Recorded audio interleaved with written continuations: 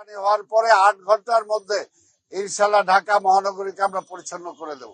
আমি অত্যন্ত আনন্দের সাথে জানাচ্ছি যে আপনারা দেখছেন যে জায়গায় কোথাও স্কেচ গুলো কোথাও কেউ করতে দেয় না, এটা দুর্গন্ধের জন্য। আমরা চেষ্টা করছি যাতে এটা দুর্গন্ধ কম হয় এবং এটা যাতে শ্রী বৃদ্ধি করে। সেটারই অংশ হিসাবে এই পর্যন্ত আমরা 3টা ওয়ার্ডে করতে সক্ষম হয়েছি এবং বাকিগুলো আস্তে আস্তে আমরা সবগুলোকেই কাজ শুরু করেছি। সবগুলোকেই ইনশাল্লাহ আমরা সেই পর্যায়ে নিয়ে যেতে সক্ষম হব। তবে আমরা চাই জনগণের সহযোগিতা। জনগণ সহযোগিতা না করলে কোনো কিছু সম্ভব না। আর জনগণ সহযোগিতা করলে, যেটা আমি এর আগেও বলেছি, যে 2 বছরের মধ্যে ইনশাল্লাহ ঢাকা শহরের চেহারা আমরা পাল্টে দিতে পারবো। সেটার জন্য জনগণের সচেতনতা দরকার। আর মনে করতে হবে এই ঢাকা শহর সৌন্দর্য বৃদ্ধি করা, রক্ষা করা, বায়ু দূষণ থেকে রক্ষা করা, সবকিছু থেকে, ট্রাফিক দূষণ থেকে রক্ষা করা, সবকিছুর দায়িত্ব আমাদের সবার। শুধু একা সিটি কর্পোরেশনের পক্ষে বা আমার একা প্রশাসকের পক্ষে সম্ভব নয়। তাই আমি সহযোগিতা চাই।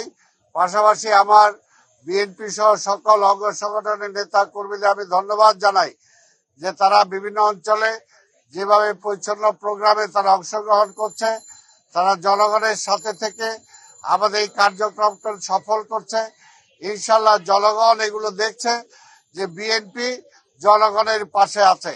কারণ আমাদের নেতা মাননীয় প্রধানমন্ত্রী তারেক রহমান প্রতিনিয়ত আমাদের খবর রাখছেন, আমাদের কি অবস্থা, ঢাকা শহরের কি অবস্থা। গতকালকে আমরা বসেছিলাম, তিনি পার্কগুলোর ব্যাপারে, খালগুলোর ব্যাপারে আমাদের থেকে খবর নিয়েছেন। আজকেও আবার প্রধানমন্ত্রীর সাথে আমাদের বৈঠক আছে, সেখানে আমরা ধানমন্ডির লেক সহ ঢাকা নগরে আমাদের দক্ষিণের বিভিন্ন সমস্যা নিয়ে ওনার সাথে আমরা আলোচনা করব।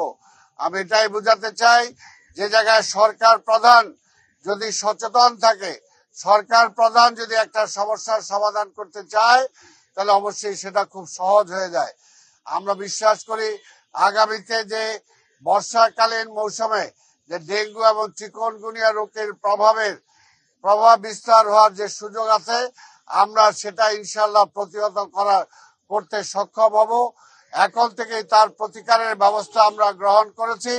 প্রতিটি এলাকায় আমরা জরিপ করছি, কোথায় চিকনগুনিয়া, কোথায় ডেঙ্গু রোগের প্রভাব পড়তে পারে বেশি, সে এলাকায় আমরা সেগুলোকে ধ্বংস করার জন্য আমরা চেষ্টা করছি।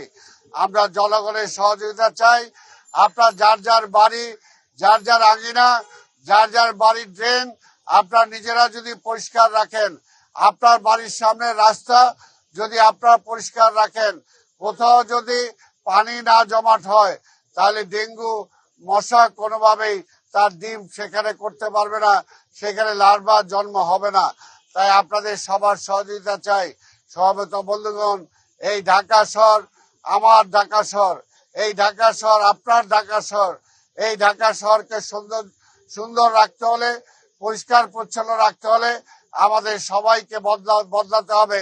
যেখানে সেখানে আমরা আবর্জনা ফেলবো না, যেখানে সেখানে ড্রেনের মধ্যে আমরা পলিথিন দিয়ে ময়লা ফেলবো না, তাহলেই কিন্তু ঢাকা শহরটাকে আমরা সুন্দর রাখতে সক্ষম হব।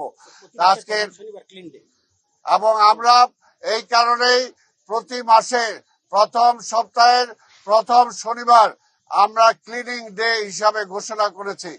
আমি আশা করি বিএনপির প্রতিটা নেতা কর্মী প্রতিটি ওয়ার্ডে, প্রতিটি এলাকায় সেই পরিচ্ছন্ন প্রোগ্রাম আপনারা সবাই সেটাকে বাস্তবায়ন করবেন, জনগণকে উৎসাহিত করবেন, জনগণও যাতে আপনাদের পাশে থাকে। তাহলে ইনশাল্লাহ যেমনি ভাবে আমাদের জাতীয় নির্বাচনে আমাদের নেতা তারেক রহমানকে তারা ভোট দিয়ে প্রধানমন্ত্রী বানিয়েছেন, ঠিক তেমনি ভাবে আগামী নির্বাচনে ইনশাল্লাহ তারা বিপুল ভোট দিয়ে আপনাদেরকে কাউন্সিলর বানাবে, আমাকেও ইনশাল্লাহ মেয়র বানাবে, এটা আমি বলতে পারি। তাই জনগণের পাশে থাকতে হবে, জনগণের সুখে দুঃখে পাশে থাকতে হবে, জনগণের অভাব অভিযোগের তার পাশে থাকতে হবে। আপনাদের সবাইকে ধন্যবাদ জানিয়ে আজকের এই প্রচেষ্টায় আমাদের চিফ কনজারভেন্সি অফিসার সহ তার সকল কর্মকর্তা, এক্সিকিউটিভ ইঞ্জিনিয়ার, সুপার ইঞ্জিনিয়ার সহ যারা জড়িত ছিলেন তাদেরকে আমি ধন্যবাদ জানাই যে তাদের এই ধরনের কর্মের জন্য। আমরা প্রতিটা স্কেচকে এইরকম বাগানে রূপান্তরিত করব, সেখানকার পরিবেশ আমরা সুন্দর করব, এটাই আমাদের শপথ। আমরা চাই আপনারা ঢাকা নগরবাসী আমাদের সবাইকে সহযোগিতা করেন। আমরা 11টা হাটের অনুমতি দিয়েছি এবং যথারীতি আমরা তাদের একটা সীমাবদ্ধতা দিয়েছি, কিছু নিয়ম শৃঙ্খলা দিয়েছি যাতে সেগুলো তারা মেনে চলে। কারণ আমরা চাই ক্রেতা বিক্রেতার কারো যাতে কোনো অসুবিধা না হয়, পাশাপাশি নগরবাসীরও যাতে কোনো অসুবিধা না হয়। এমন কোথাও যাতে কিছু না হয় যে নগরবাসী তাদের বিরুদ্ধে অসন্তুষ্ট হয়ে গেল, সেই রকমও চাই না। পাশাপাশি তাদের ফ্যাসিলিটিসের জন্য প্রত্যেকটা হাটে আমরা একটা কন্ট্রোল রুম করছি। প্রত্যেকটা হাটে পর্যবেক্ষণের জন্য সেখানে আমাদের লোকজন থাকবে। প্রত্যেকটা হাটে সেখানে ডাক্তার থাকবে। যদি যদি আমাদের গবাদি পশুর কোনো অসুবিধা হয় সেটাও তারা দেখবে। এমনকি মানুষেরও যদি কোনো ইমার্জেন্সি কোনো চিকিৎসা দরকার হয় সেটার ব্যবস্থা করা হবে। প্রতিমধ্যেও পুলিশের টহল থাকবে যাতে পথে কোথাও আইন শৃঙ্খলার বিঘ্ন সৃষ্টি না হয়। এটা তাদের নির্দেশনা আছে, কিন্তু তারপরে আমাদের পক্ষ থেকে আমরা পুরোপুরি ব্যবস্থা রেখেছি।